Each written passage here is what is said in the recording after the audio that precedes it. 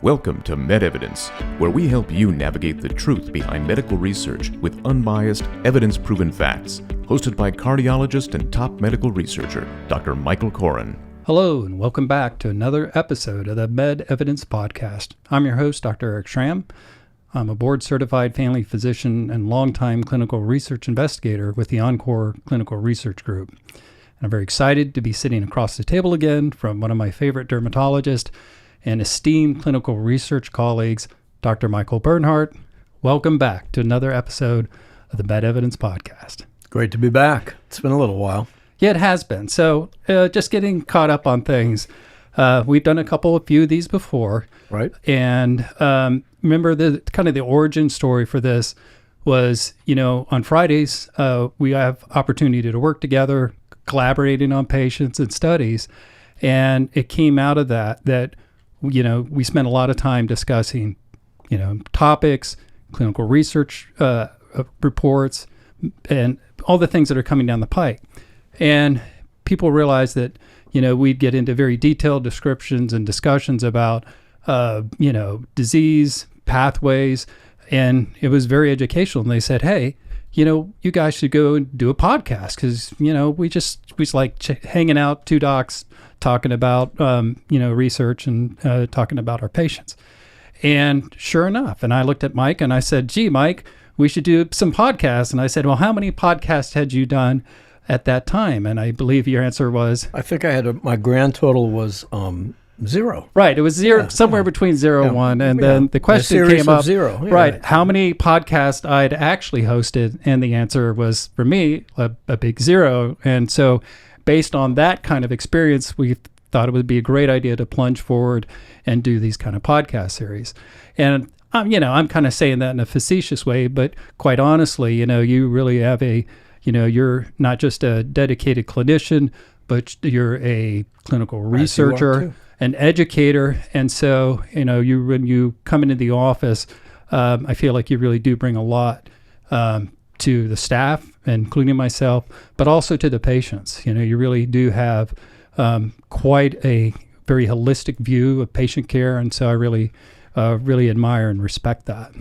As do you. There you Same. go. Right back at you. Back at you, buddy. So today we're going to be talking about atopic dermatitis. And as you like to do with these talks, you always do a great job, kind of foundational, explaining a good definition for atopic dermatitis, and then maybe running through, the epidemiology, etiology, and then, maybe we can go back and forth on a few different things. Sounds good.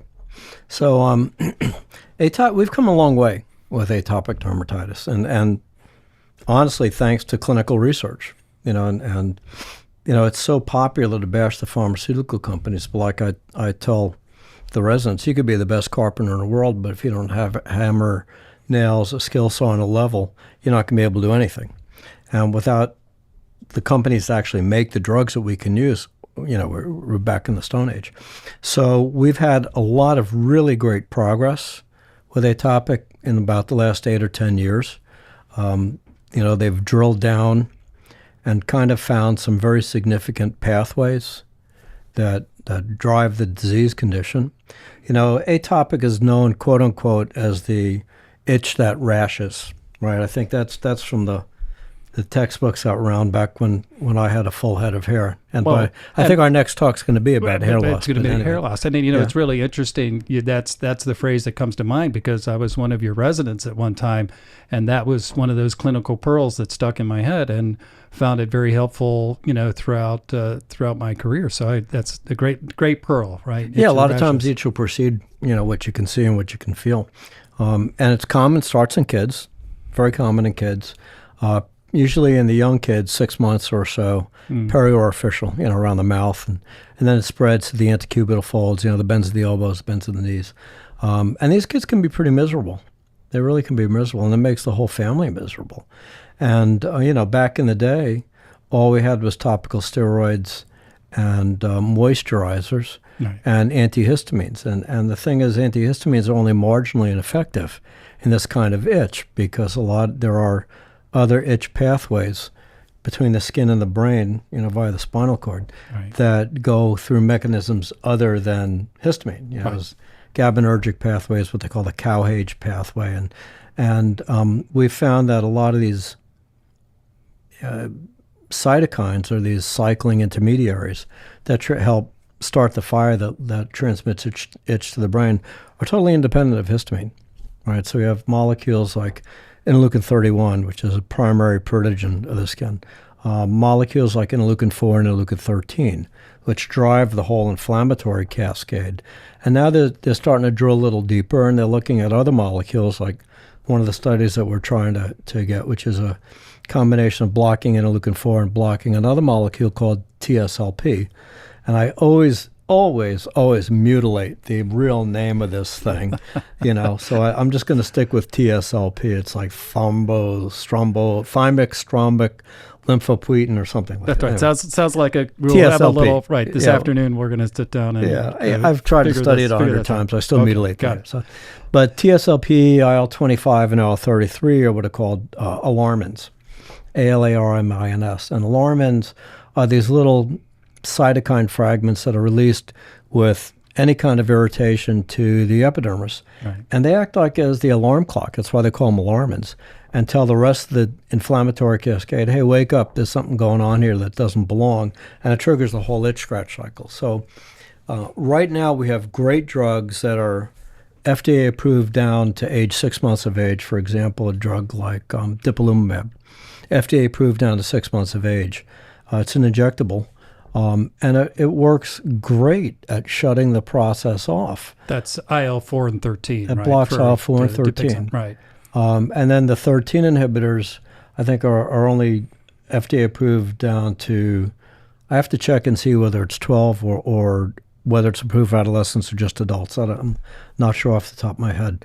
But the 13 inhibitors are also available.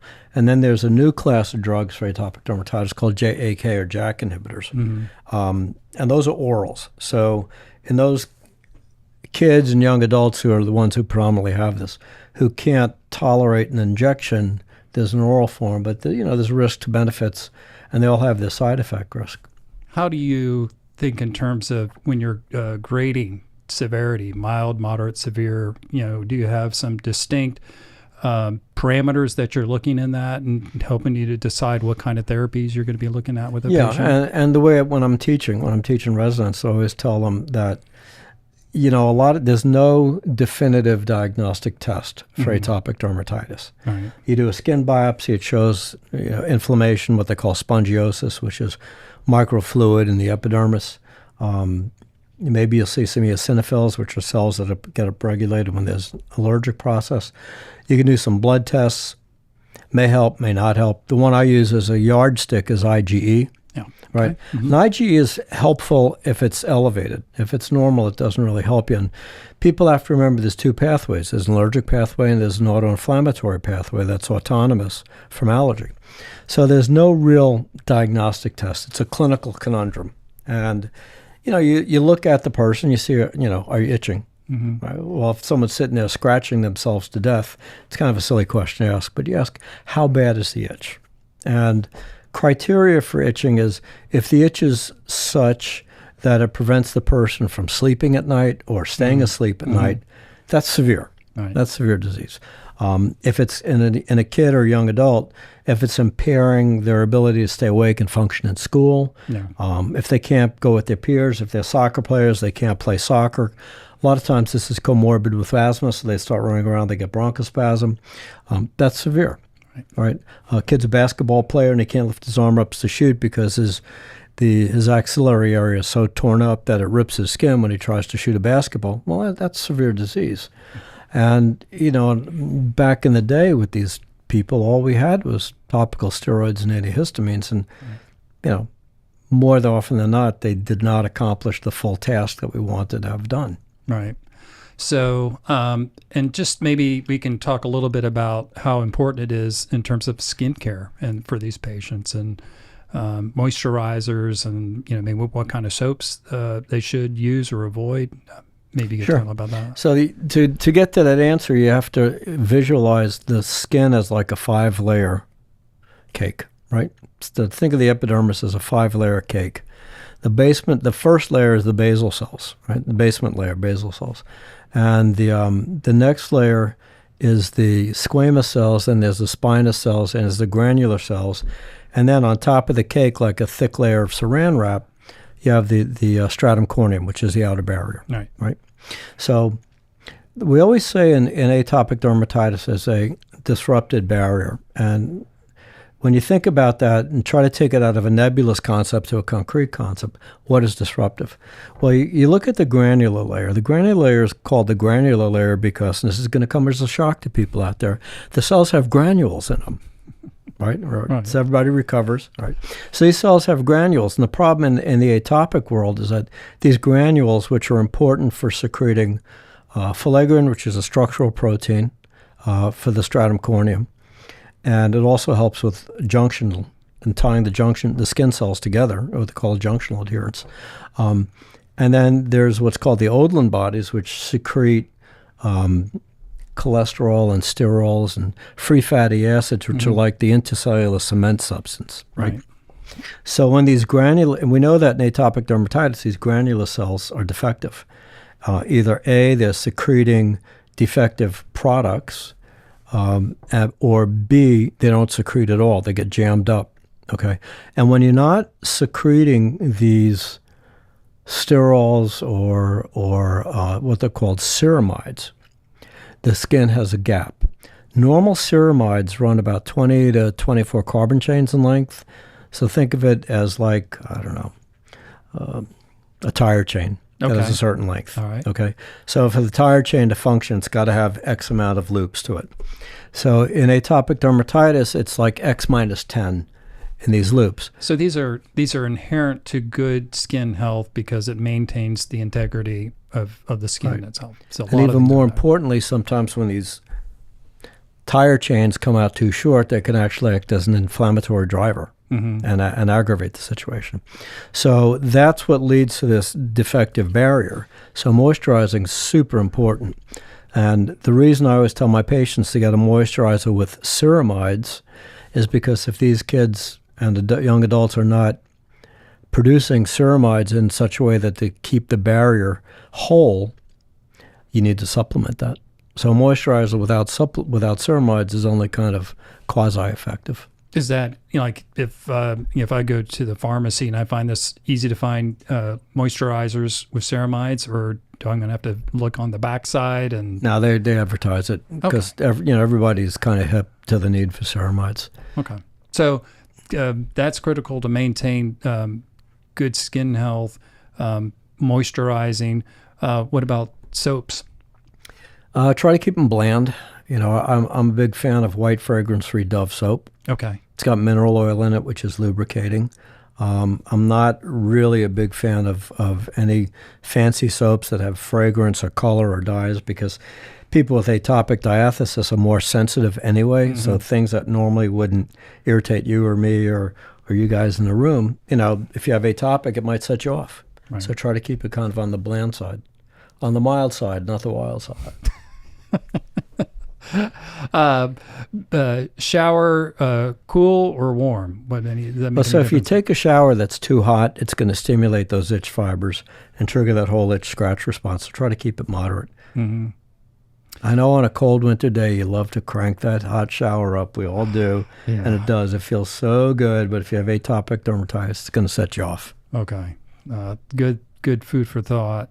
The other question that's coming to mind is, can you describe the early versus late stage disease processes? Because at some point you haven't activated so much of that the autoinflammatory or the allergy arm of it, but it does ramp up over a period of time, right? Yeah, it's kind of cool because it's kind of a multi-phase disease, right? And we know that in the first phase it's inflammatory, and then it becomes quote-unquote fibrotic. In other words, the skin thickens up. And the Th2, there's two inflammatory pathways, right? At least, I'll say three. Yeah, please remind me of those pathways. I know we've talked about them. And I'm sure there's going to be a zillion more by the time you guys are my current age, there'll be a zillion more pathways found out. But I mean, right now the three main highways that we look at is Th17, Th1, Th2. And remember, there's some plasticity between the Th1 and the Th2 pathway. So with atopic dermatitis, we're mostly talking about the Th2 pathway.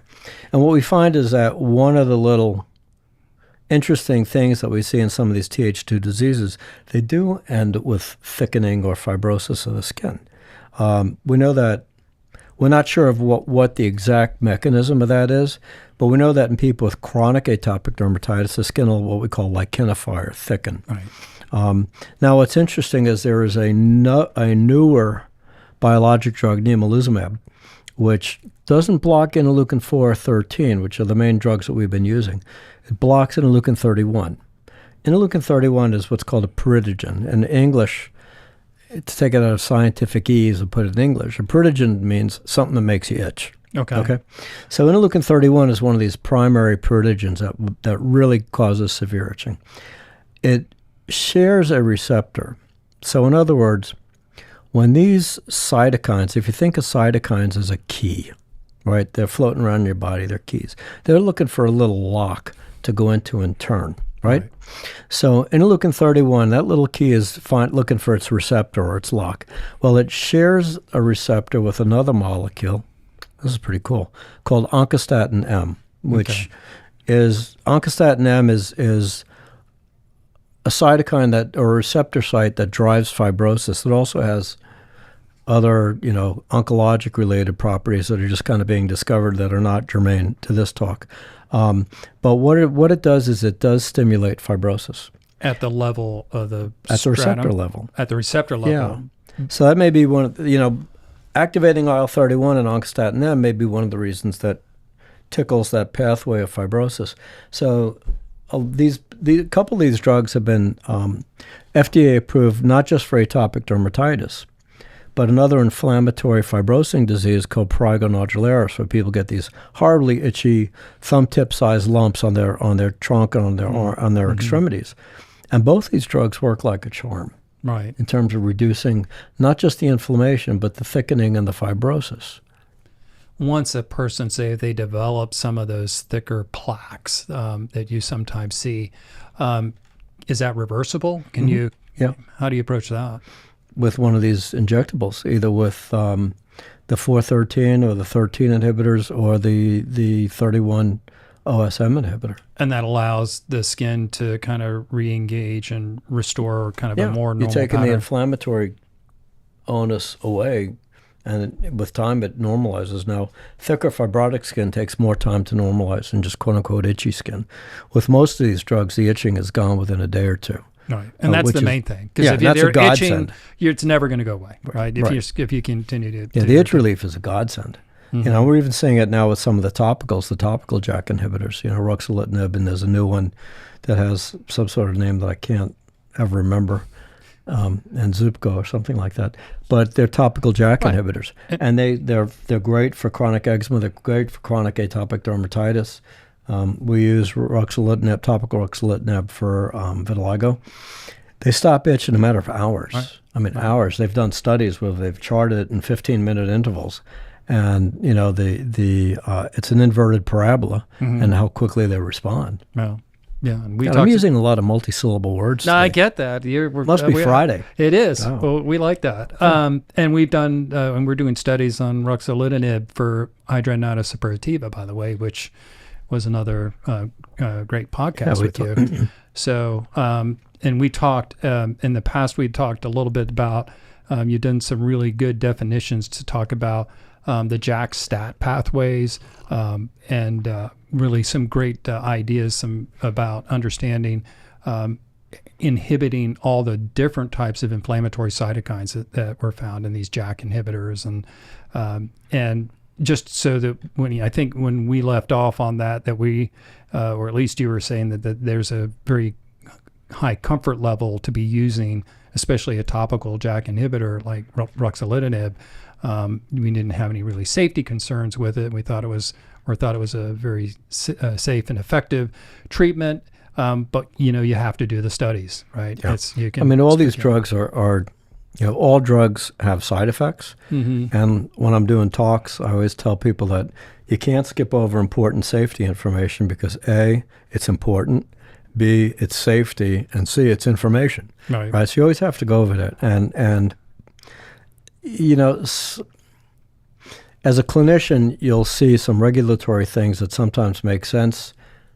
But again, as a clinician, you don't always see the whole regulatory picture. Right? Mm-hmm. So FDA has the same warnings for the topical ruxolitinib in terms of cardiovascular events, DVT, PE, thromboembolic phenomena, that they do with some of the oral JAKs. So far, there's not a plethora of literature that really endorses that. Mm-hmm. And, I'm only saying it from a clinician viewpoint, not from a regulatory viewpoint. But I still counsel patients as to the risks, right, including DVT, deep vein thrombosis, pulmonary embolism, even from the topical. Yeah. Right. Well, you have to, right? And that's a sign of a good it's clinical important safety investigator, information. right? It's full disclosure for those patients. So the easiest way to think about the JAKs, if you want to kind of put the JAK stat pathway in perspective compared to blocking the cytokines. Right, which we talked about before. The the cytokines antibodies. is like you're putting the key in the ignition. Okay? If you don't have the right key, you can't turn on your ignition. The JAK stat pathway is that electrical conduit from the ignition to the starter of your car. Okay. All right, and that's the easiest way to think about it. Okay, I like that. Uh-huh. Now, so to that point, and thinking about the 4 and 13 inhibitors, now we got 31 inhibitor. Do you see that as being a potentially greater benefit than for the 4 and 13, or is there enough information out there to come to some conclusion about they're all great drugs, right? And you prioritize based on patient age in terms of what's appropriate for the patient and the comorbidities. Everybody's afraid of these JAK inhibitors, but there was a study published May, Journal of Clinical Allergy, that looked at abrocitinib, which is, there's two main JAK inhibitors, upadacitinib and abrocitinib, both great drugs. They both have done absolute wonders for people. But this particular study just focused on abrocitinib, and they were saying that in the low dose, the 100 milligram dose, the risk of cardiovascular and thromboembolic phenomena were no different in a younger population, the population under 65, which at that age, to me, is still a younger population. Right. But in the under 65 population, there was no difference between the SEER data, the expected epidemiologic data. When patients are over 65, then the risks start to trend up a little bit. Right. And when you have to go on the higher dose, the 200 milligram dose, the risks start to trend up a little bit. But for younger people on the low dose, based on this article, the data shows that the morbidity is about equivalent to what you'd expect in the population. Was that, to remind me, was that a kind of a pan-JAK inhibitor, or is that a more selective JAK inhibitor? Abro is more of a selective JAK1. Okay. I mean, all these, all the drugs have some effect on multiple JAK sites, but you look at how much upregulation of the other JAKs, and the difference between the JAK1 and JAK2 upregulation is huge to the point where it's really just a selective JAK1. Right, and just remind us, what are some of the bad actor cytokines that are downstream once JAK1 is activated? So all these things you're looking at, like interleukin-6, TNF alpha, interferon gamma, those. There's others, but bottom line is those guys drive a lot of the inflammatory cascade. Great. So now we've got a number of tools in the armament for atopic dermatitis with some really solid approaches with monoclonal antibodies. We've got oral JAK inhibitors and there was a meta-analysis last year where they looked at upadacitinib. I think they did 45 studies, 15,000 patients, and they found basically the same thing, that in low dose, the risk, the cardiovascular and the DVT, PE risk was equivalent to what you'd see in the SEER data. Right. And that, when you bump up the dose, there's a corresponding, there's a little bit of an increase in risk, but low dose in a younger patient population, you were pretty much at SEER data level. Another question that comes to mind, and getting back and talking about some of the other topicals out there, maybe you could talk about the calcineurin inhibitors and some of the other, we've used Sure. tacrolimus and pimecrolimus and some of these other things, and if there's where the place for those. So they're great drugs, and they work, and they're a nice alternative to topical steroids. You can't, particularly in young kids, because young kids have a high surface to volume ratio. Mm-hmm. So if you saturate their skin with too strong a steroid, you can get some systemic effects. Right. You can get some adrenocortical suppression. Boy, that's a lot of multisyllable words on a Friday afternoon. Anyway, you can get some adrenocortical suppression if you're just bathing the kid in a mid or higher potency topical steroid multiple times a day. Right. A short blast, if you need to bulldoze through it, is fine. But if you can switch them off of that and get the equivalent of steroid sparing, like we do with orals, right, with the topical calcineurin inhibitors, Elidel, which is pimecrolimus, and Protopic, which is tacrolimus, you can get pretty much the same mileage without that steroid risk. Right. And so for the parents that are out there listening and they're like, wow, well, how do you know how much topical steroid is too much, or which is, what's the right or the wrong topical steroid out there? I'd say, well, talk to your informed dermatologist to make right. sure that, if there's really, concerns about that. So that's a good point. So we have a lot of options out there. Aside from topical steroids, but like you said, they're always available there if you need it. So we've talked about ways to keep the skin healthy and having good skin hygiene. You've given us some really good background and talking about and understanding the interleukin inhibitors, the monoclonal antibodies. We talked about how the JAK-STAT inhibitors are out there and really being a very effective element. Fantastic. Anything else that might be out you see coming down the pipe? We sometimes have people take bleach baths, which means you take a bathtub full of water, just like you normally would, and put a cap, maybe 2 caps, not a cup, not a CUP, a CAP, a cap or 2 of bleach. And when I tell people that, they look at me like I'm either crazy or I have a third eye. I'm looking around. Maybe there is a third eye that is emerged, right? There it is. And then I always say, well, there's a reason for it. And, why do we put chlorine, which is bleach? Why do we put it in swimming pools? Because it kills bacteria. Right. Right. So on the micro level, if you take a bleach bath once every week or 2, you're going to kill that staph that's on the skin. Like I was talking about before with the defective granular layer secretions, right? Normally, the skin secretes what's called antimicrobial peptides, which reduce staph flora. And they do things to make it harder for the Staph aureus, which is the main infection driver, to bind to skin. Well, in kids with atopic dermatitis with defective granular secretions, not only do they not have enough antimicrobial peptides to ward staph off, they actually have receptors on their stratum corneum that encourage staph binding. So these kids are more prone to staph carriage. Now, when you use a bleach bath once every week or 2, you're killing that organism off in a way that does not cause drug resistance. Okay. All right. Okay. And you're not going to put the kid at risk for a cap of bleach in the tub.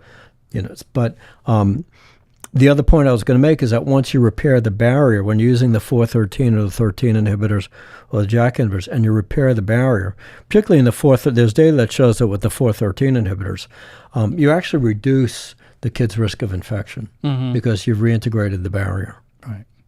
Do you ever see a time where you would put somebody on just oral antibiotics for any kind of prophylactic, or any time if you would consider any courses for oral antibiotics in that? Yeah, if they're starting to look impetiginized, yeah, sure. Okay. Sure. But I would definitely like to see them do a bleach bath. And then the other thing to remember, moms and dads out there, is particularly if any of you work with cement, right?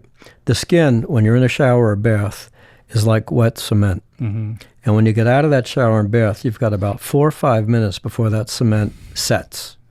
And once the skin sets, it's less effective with the moisturizers. So when you get yourself or your child out of the shower, pat dry, and then that's the time to put your moisturizer right on. Don't wait 20 or 30 minutes. Put it on right after you get out, and you get a better result. Wow. That's great. I mean, that's just great general good skincare.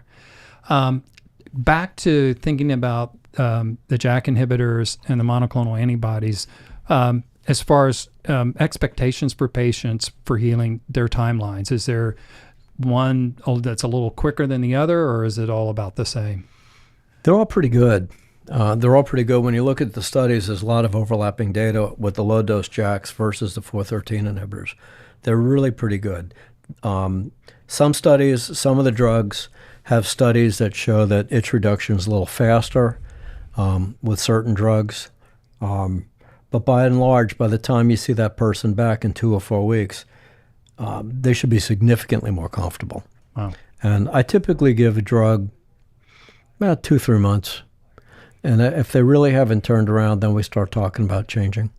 Okay. Unless they just, get obviously worse, Wow. Great. So that's actually pretty impressive that we can take, and I've seen some really, really challenging cases with people with atopic dermatitis, especially those kids. And, it is a really challenging quality of life. And, you see those patients plenty. And to think that in a matter of months that you can see such an amazing turnaround. Weeks, right? Weeks. Right. Yeah. And, we joke to say that, we talk about the three-headed monster in dermatology, which were atopic dermatitis, hidradenitis suppurativa, and psoriasis. And, you're making that comment. You had said earlier that, here we had, what did you say, institutionalized mediocrity for treatments up until a time that we ended up, and, these kind of game-changing therapies came out. And yeah, these are true game changers. I mean, it's nice to have drugs that deliver on the promise and that really work. They've been approved by the FDA after very rigorous, like studies that we did here. We were involved in the phase 2 for dupilumab, right? Very rigorous clinical trials, multiple randomized clinical trials, huge data sets with huge patient populations that are by and large safe and effective. right, It's a whole different world than even 15 years ago. right. In my day, when I first came out with someone with bad atopic dermatitis, we'd immediately just start on one of the injectables, one of the orals. In those days, it was tap water, wet dressings with topical steroids, keep it on overnight, maybe some phototherapy, yada, yada, yada. And if you were lucky, they were at best 20, 30, 40% better, Right. which was, not what we want to be. Wow. So, and that leads now to a great improved job, job satisfaction as a dermatologist, right? Thanks to clinical research. Right. All this is thanks to clinical research. Well, again, I appreciate your efforts, and every Friday an opportunity to be able to learn from such a great educator and clinician as yourself. So always appreciate that. Thank you. So I understand the fourth-headed monster is going to be alopecia, right? So it's Hit me where it hurts. So we're going to be doing a deep dive in our next podcast talking about alopecia. Cool. We haven't talked about restaurants yet. Okay. All righty. Okay, you go first. Okay. Well, I was in Mayo Hospital for about 5 days with a knee problem. And I found that of all the hospitals I've been in, their food's really pretty good. I'm not telling people. Well, it's the Mayo Clinic, right? I'm not telling people to go get sick just so that they can get their food. Just so you know. But my wife loved the food at Mayo Hospital. Did they have a wine pairing with that? How did that work? I don't think so. But all kidding aside, the only new place that we've gone that's been really pretty good is in St. Augustine, Andaman. Okay, what's that? It's Asian. Oh. Asian fusion. And we've gone there 3 or 4 times, and the food's always been reliably great. Okay. Well, I'll have to look that up. So my go-to now, so I like South Indian cuisine. Ooh. And so I would direct people to the Honest South Indian restaurant that's over there on Bay Meadows. It's not very well. It's not a fancy place. It's called Honest South Indian. Honest, huh? It's got to be good, right? Right. Honest, honestly, yeah. So, but yeah. So, if you want to get a real sense for true, authentic, delicious South Indian food, that's the place to go. My wife and kids love it. We're going to go there. Yeah, it can get hot. Be warned. Be where it can be hot and spicy. So I tell them to keep it in the negative range. Cool, man. Cool. Anything else you want to put out there? I think we've covered pretty much everything you can cover. We used all the big words that could possibly come to mind on a lot of Friday afternoon. syllables for a Friday maybe afternoon. we got to look up some things too to make sure we're on track. But thanks again, Mike. It's always such a pleasure to My work pleasure with too, you. man. Enjoyed Right. it. We'll see you. Thanks for joining the MedEvidence podcast. To learn more, head over to medevidence.com or subscribe to our podcast on your favorite podcast platform.